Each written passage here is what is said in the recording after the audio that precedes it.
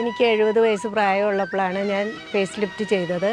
ആ സമയത്ത് എൻ്റെ മുഖത്തെല്ലാം ഭയങ്കര ചുളിവായിരുന്നു. കഴുത്തിനടിയിലും കണ്ണിന് താഴെയും മൂക്കിനും എല്ലാം ഭയങ്കര ചുളിവായിരുന്നു. അത് കഴിഞ്ഞ് ഫേസ് ലിഫ്റ്റ് ചെയ്ത് കഴിഞ്ഞപ്പോൾ ഈ ചുളിവുകളെല്ലാം മാറി. അത് കഴിഞ്ഞ് എൻ്റെ ഫ്രണ്ട്സിനൊക്കെ ഞാൻ ഫോട്ടോയൊക്കെ അയച്ചു കൊടുത്തപ്പോൾ അവർ പറഞ്ഞു ഞാൻ വളരെ യങ്ങായി.